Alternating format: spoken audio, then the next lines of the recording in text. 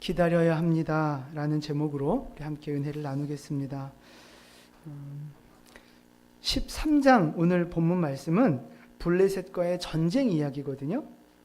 근데 이 뒤에 이제 앞이죠. 12장에 보면 사울이 이제 정식으로 왕이 돼서 나라를 다스리기 시작한 그 직후에 이제 이런 일들이 오늘 전쟁이 일어나는 거예요. 왕이 된 직후에 이 사울이 군대를 모읍니다. 그러니까 이제 상비군이라 그러죠. 이제 군대를 창설하는데 그 규모가 얼마나 되느냐 하면 우리 2절 말씀을 보니까 3,000명이에요. 3,000명. 처음 군대를 모집해서 유지를 하는데 3,000명. 그래서 2,000명은 자기가 다스리고 나머지 1,000명은 아들 요나단이 지휘하도록 이제 그렇게 했습니다. 이제 이런 상황 속에서 전쟁이 일어난 거예요. 블레셋이 침략을 해왔는데 블레셋이 군대를 얼마나 끌고 왔습니까? 네, 한숨이 나올 정도로 많이 끌고 왔어요. 5절 말씀을 보니까 병거가 3만이에요. 3만. 보통 병거 하나에 군인들이 보통 보니까 2명씩 이렇게 타지 않습니까? 옛날 영화 같은 거 보면. 그러니까 사람으로 따지면 6만 명. 거기다가 마병이 6,000명. 보병은 그 백성들은 해변에 모래같이 많았다는 거예요. 셀 수 없이 많았다는 거죠. 그러니까 대충 눈에 보이는 것만 해도 일단 6만 6천 명의 셀 수 없는 보병들이 많이 있었던 거예요. 그러니까 몇 명이나 모였을까요? 그냥 대충 아무리 못 모여도 10만 명 아니면 20, 좀 많이 모이면 뭐 3, 40 뭐 이렇게 잡을 수도 있겠죠. 근데 그게 중요한 게 아니라 지금 이스라엘 군대는 몇 명이에요? 3,000명, 3,000명. 전차만 해도 3만 개인데 얘네는 3,000명이에요. 전차만 해도 10배, 10배. 어마어마한 군대가 모여서 지금 이제 전쟁을 하는 건데 이 블레셋 군대를 딱 바라본 이스라엘 백성들의 마음이 어땠어요? 바짝 쫄았어요. 바짝. 그래서 어떻게 합니까? 도망가는 거예요. 도망. 6절, 7절 말씀에 나와 있어요. 우리 같이 읽어볼까요? 이스라엘 사람들이 위급함을 보고 절박하여 굴과 수풀과 바위 틈과 은밀한 곳과 웅덩이에 숨으며 어떤 히브리 사람들은 요단을 건너 갓과 길르앗 땅으로 가되 사울은 아직 길갈에 있고 그를 따른 모든 백성은 떨더라. 아멘. 숨는 거예요. 도망가는 거예요. 굴에 숨고 숲에 숨고 막 도망가는데 심지어 어디까지 도망가느냐? 아예 요단강을 건너서 도망가 버리는 거예요. 이건 완전 정말 배신이에요. 배신. 도망을 가도 한계가 있고 양심이 있지. 어떻게 이거 완전히 나 몰라라고 내뺀 거거든요. 그리고 몇 명이 남았어요. 이스라엘 백성이 15절을 가보니까 600명 남았어요. 600명. 3,000명 중에 그리고 600명. 또 이제 전쟁한다니까 다 많이 모이긴 했었는데 다 도망가고 600명 남았어요. 그리고 그 600명 남은 상태도 어떠냐? 무서워서 벌벌벌 떨고 있어요. 이 게임이 되겠습니까, 이게? 근데 사실은 이런 그 상황이 되기 전에 전쟁이 일어나기 전에 사무엘 선지자가 사울에게 명령한 게 있어요. 그게 뭐냐면 길갈에서 일주일을 기다리라는 거예요. 7일을 기다려라. 그럼 그때 내가 가서 제사 드리고 우리 제사 먼저 드리고 그 다음에 우리 전쟁하자. 사무엘이 이런 이야기를 한 거예요. 근데 상황이 이렇다 보니까 사울이 기다리지 못하고 먼저 제사를 드리는 모습이 나오죠. 그것 때문에 이제 하나님 앞에 버림받는 모습이 유명한데 그게 오늘 말씀이에요. 그래서 오늘 첫 번째 나눌 말씀은 뭐냐 하면 현실을 바라보면 기다릴 수 없다는 거예요. 현실을 바라보면. 우리 따라서 한번 해보실까요? 현실을 바라보면 기다릴 수 없습니다. 네, 8절과 우리 9절 말씀 같이 한번 읽어보겠습니다. 사울은 사무엘이 정한 기한대로 이레 동안을 기다렸으나 사무엘이 길갈로 오지 아니하매 백성이 사울에게서 흩어지는지라. 사울이 이르되 번제를 드렸더니. 아멘. 8절 보니까 사무엘이 정한 기한대로 안 온 거예요. 근데 이 말씀을 보면 7일이 다 지나가도 안 왔다, 이렇게 오해하기 쉬운데 그게 아니에요. 그러니까 사무엘이 꼭 늦어서 지각해서 잘못한 것처럼 비춰질 수 있는데 그게 아니라 7일째가 됐는데도 아직 안 왔다는 이야기예요. 그러니까 이제 10절 말씀을 보시면 사울이 먼저 번제를 드리잖아요. 근데 번제를 마치자마자 그때 사무엘이 온 거예요. 그러니까 그날이 몇째 날이에요? 7일째인 거예요. 7일째. 그러니까 사울이 조금 더 기다렸어야 되는 거예요, 사실은. 그런데 왜 사울이 못 기다리고 혼자 먼저 제사를 드리는 잘못을 저질렀는가 하는 거예요. 왜 그럴까요? 현실을 바라봤는데 그 현실이 뭐냐 하면 백성들이 자꾸 흩어지는 거예요. 아까 8절 말씀 읽었죠? 백성들이 막 흩어지는 거예요. 그 많던 사람들이, 사람들이 많이 모였어도 일단 잽이 안 되는데 그 있던 사람들마다 다 도망가고 600명 남아. 600명. 그 상비군 3,000명이 똘똘 뭉쳐도 이건 될까 말까 한데 다 도망가고 있는 거예요. 보세요. 시간이 지나면 지날수록, 기다리면 기다릴수록 상황이 악화되고 있는 거예요. 어제 100명 도망가고 오늘 또 100명 도망가고 막 이런 식으로 기다릴수록 상황이 안 좋아지고 있는 거예요. 여러분 생각해 보세요. 사무엘이 기다리라고 해서 기다리는 거예요. 그러니까 지금 사울은 어찌 보면 순종하는 중에 있는 거거든요. 그러면 우리가 순종하고 기다리면서 어떤 생각, 어떤 기대감을 여러분 갖습니까?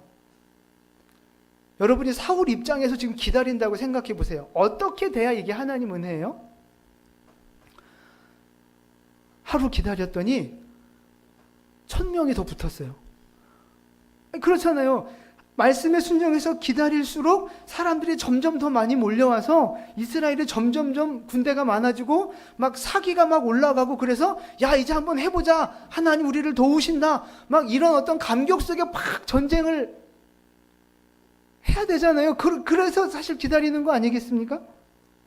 근데 지금 상황은, 현실은 어때요? 정반대로 돌아가고 있는 거예요. 군인들은 흩어지고 있는 놈들마저 무서워서 벌벌 떨고 있는 거예요. 말씀에 순종해서 기다리고 있음에도 불구하고 기다리면 기다릴수록 상황이 점점 더 나빠지는 거죠. 그러니까 사울 입장에서는 순종하기가 힘들어지는 거예요. 그러니까 야 일단 제사라도 먼저 드려서 백성들 마음이라도 먼저 어떻게 이렇게 추스려 보자. 혹시 하나님이 은혜 주실지 모르니까 뭐 이제 이런 마음으로 먼저 제사를 드리는 거예요. 근데 여러분, 우리도 인생을 살다 보면 이런 사울과 같은 상황에 빠질 때가 있다는 거예요. 여러분 어떠세요? 기다리는 거 혹시 잘 하십니까? 기다리는 거.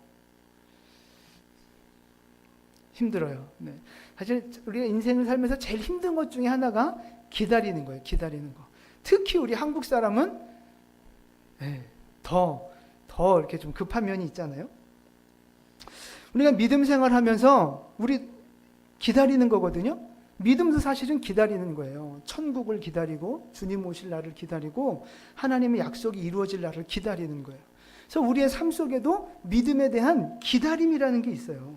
하나님이 이제 물질의 축복을 좀 허락해 주시기를 기다리고, 가정이 행복하게 회복되기를 기다리고, 우리의 인생이 이제는 좀 나아질 것을 기대하면서 회복을 꿈꾸며 기다리는 믿음이 우리에게 있다는 거예요. 하나님 앞에 기도하면서 해결되어지기를 기다리는 그 믿음이 우리 안에 있어요. 근데 여러분 인생을 살면서 어떻습니까? 시간이 지나면서 기다리면서 그것이 조금씩 이렇게 상황이 좋아지고 풀려지면 좋은데 현실은 그게 아닐 때가 많다는 거예요. 오히려 상황이 더 나빠지고 힘들어질 때가 있다는 거죠. 하나님, 이만큼 기도하고 이만큼 공을 들이고 그랬으면 이제는 좀 복 주셔야 되는 거 아닙니까? 이제는 좀 남편이 변화돼야 되고, 이제는 좀 아내가 변화되어야 되고 이제는 우리 자식들이 이제 좀 변화되어야 될 때가 되지 않았습니까?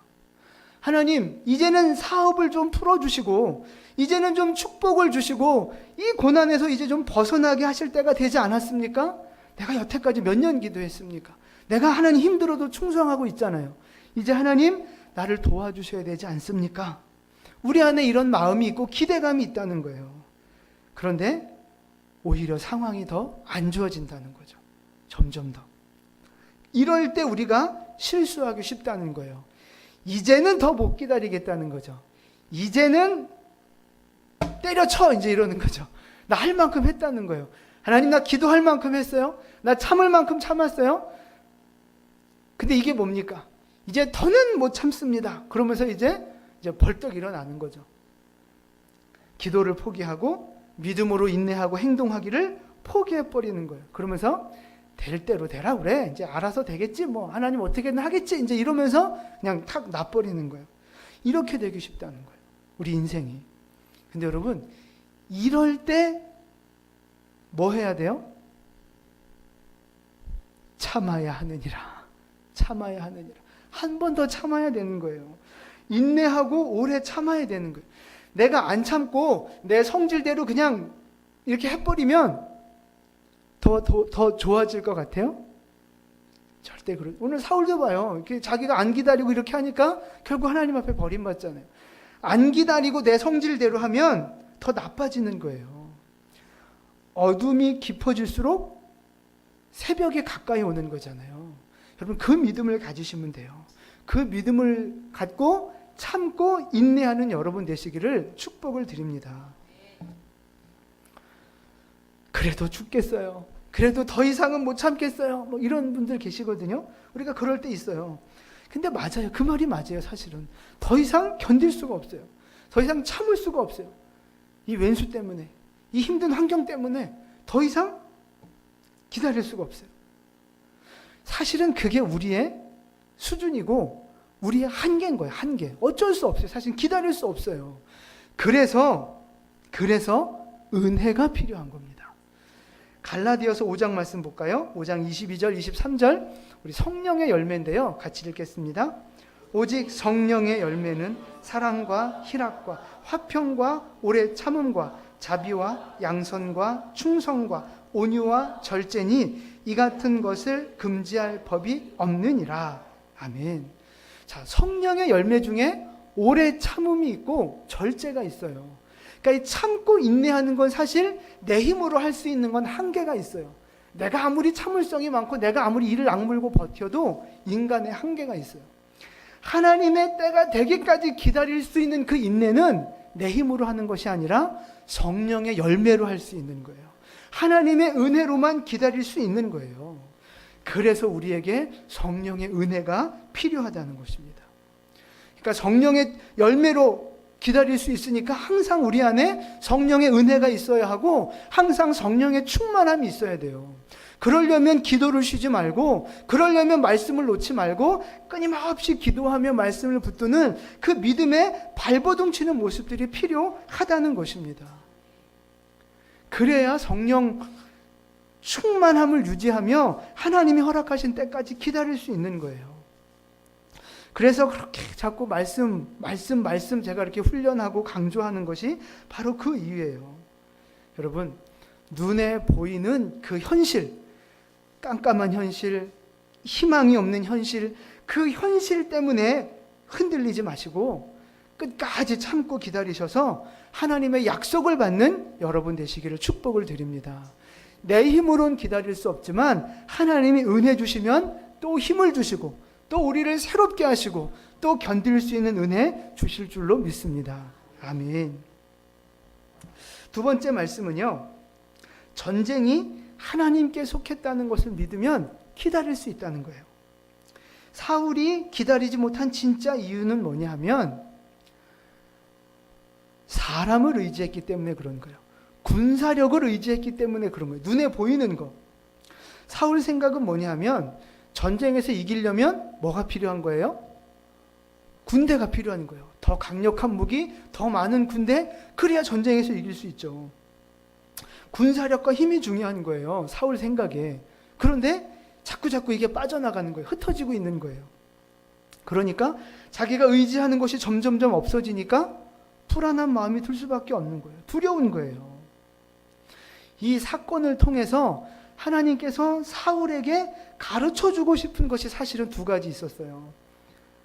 그게 뭐냐면 첫 번째, 전쟁이 하나님께 속한 거라는 것을 가르쳐주고 싶으셨다는 겁니다. 전쟁은 하나님께 속한 거예요. 여러분, 이 믿음을 갖고 이 믿음을 보여준 사람이 누구예요? 다윗이에요. 다윗. 그렇죠. 다윗이에요. 골리앗하고 붙을 때 여러분, 객관적으로 그건 게임이 안 되는 싸움이잖아요. 원래 우리가 지금 지나고 나서 성경 속에서 옛날 이야기처럼 읽으니까 이야 다윗 막 이러지. 여러분 진짜 3m짜리 사람 앞에 여러분이 한번 서보세요. 그게 되나? 난 손정원 집사님 앞에만 서도 나는 작아지는데 아니 손 집사님 두 배. 아 그런가요? 우리 서로 사이좋게 지내야 되겠어요. 현실적으로 여러분 그런 사람 앞에 서 있다고 생각해 보세요. 근데 그 골리앗 앞에 서서 다윗이 뭐라 그래요? 사무엘상 17장 47절 말씀이에요. 같이 읽습니다. 또 여호와의 구원하심이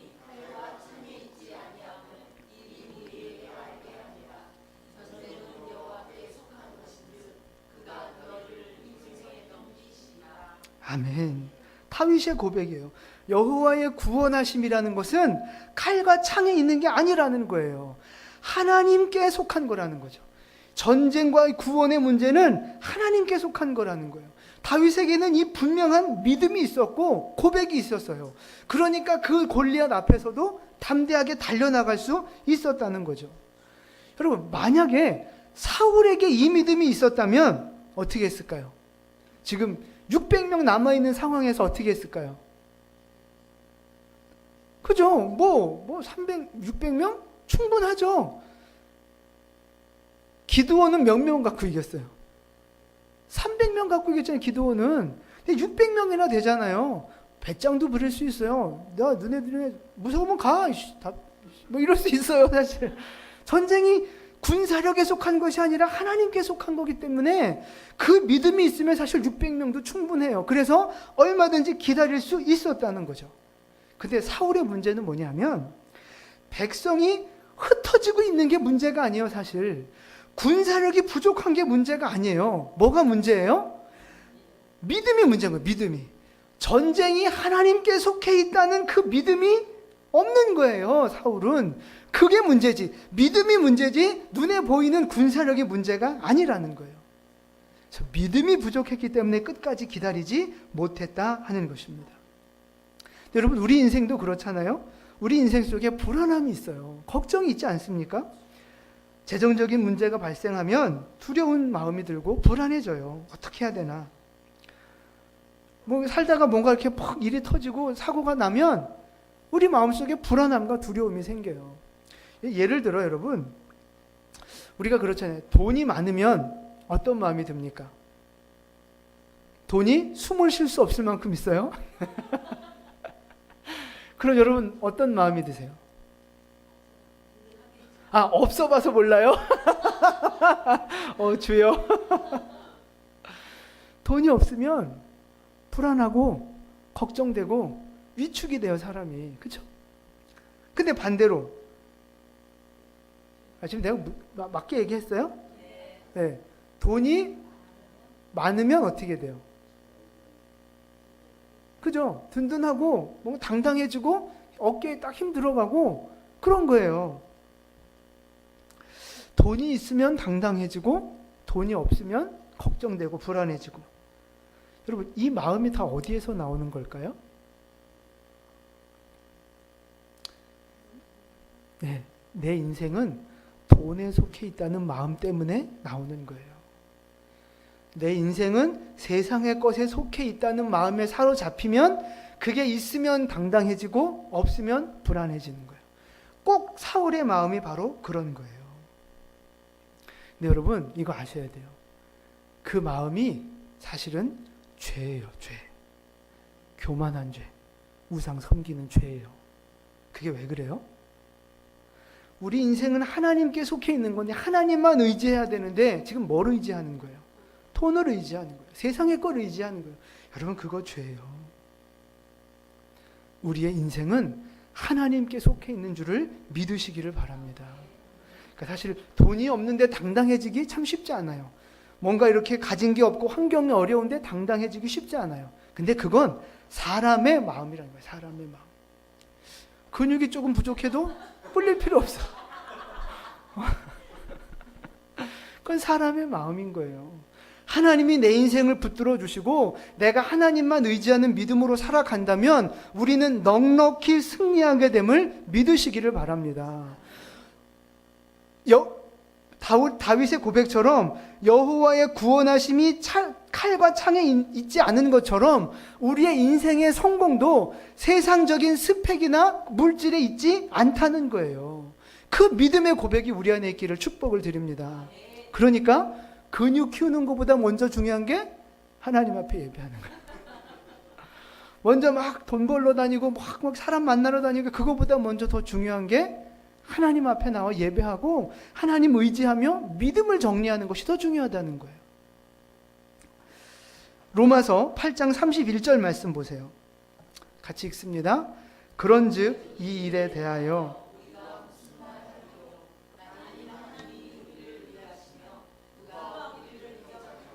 아멘.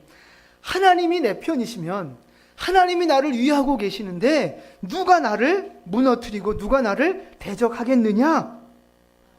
사도 바울의 고백이에요, 여러분. 돈이 내 인생을 책임져 주는 것이 아닙니다. 세상의 환경이 내 인생을 책임져 주는 게 아니에요. 이런 건 다 없어지고 사라지고 변하는 거예요. 변하지 않는 전능하신 하나님만이 내 인생을 붙잡아 주시는 것을 믿으시기를 바랍니다. 하나님이 나를 위하시면 하나님이 나를 붙들어 주시는데 뭐가 문제가 되겠느냐 하는 거예요. 여러분, 우리 인생을 살면서 진짜 성공하는 인생이 어떤 인생입니까? 뭐 돈을 많이 벌고 출세하고 성공하고 이것도 다 중요해요. 중요하지만 진짜 성공하는 인생은 뭐냐 하면 하나님 말씀대로 순종하며 하나님과 동행하는 인생, 그 인생이 진짜 성공하는 인생인 줄 믿으시기를 바랍니다. 여러분이 믿음을 가지시고 하나님의 때가 될 때까지 기다릴 수 있기를 축복을 드립니다. 아멘. 전쟁이 하나님께 속해 있다는 믿음을 가르쳐 주기 위해서 사울에게 기다림의 시간을 주신 거고요. 또 하나 기다림의 이유는 뭐냐 하면 거룩함을 준비해야 하는 시간이라는 거예요. 그 기다림의 시간은. 여러분, 사무엘이 왜 늦게 왔을까? 왜 지각했을까요? 뭐 원래 지각은 아니지만 왜 늦게 왔을까요? 1번, 사무엘이 게을러서. 2번, 오다가 뭐 일이 생겨가지고. 3번, 떠보는 거예요. 그게 3번이에요. 뭔가 하나님 뜻이 있어서 늦지 않았을까 하는 거예요. 몇 번? 3번. 굳이 7일을 기다리게 하셨다가 그 마지막 날 늦지막히 온 이유가 있어요. 왜 그렇게 기다리게 했느냐? 사실 그 기다림의 시간은 사울의 믿음을 시험하는 시간이에요. 사울의 믿음을 시험하는 시간. 그러니까 사울은 일주일 7일을 기다리면서 무엇을 했어야 옳았을까요?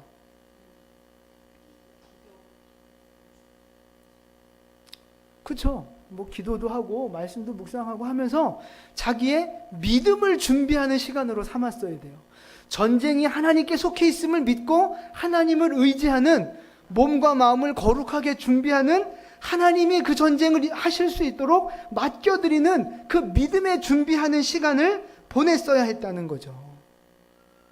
여호수아가 요단강을 건널 때 건너기 직전에 무엇을 하느냐? 여호수아 3장 5절 말씀을 보세요. 여호수아 3장 5절 같이 읽습니다. 여호수아가 또 백성에게 이르되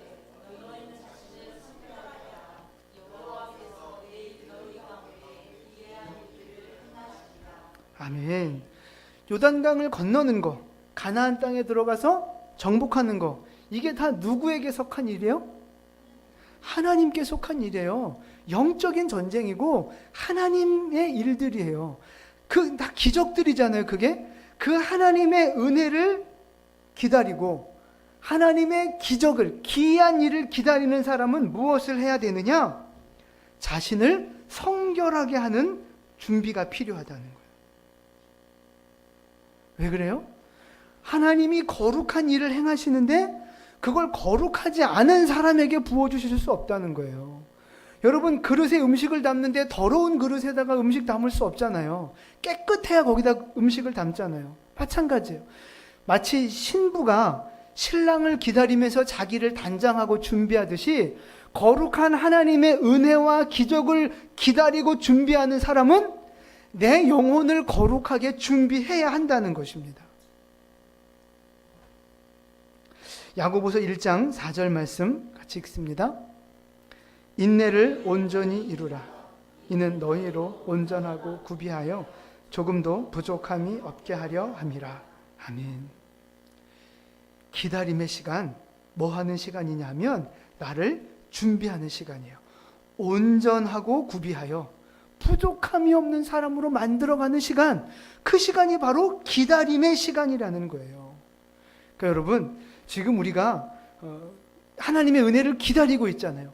인생에 여러 가지 문제가 있고 기도 제목이 있고 해결되어져야 할 일들이 있는데 우리는 지금 그걸 기다리고 있단 말이죠. 하나님이 은혜 주시기를 기다리고 하나님이 기적 베풀어 주시기를 기다리고 있는데 기다리는 이때에 우리가 뭘 해야 되느냐?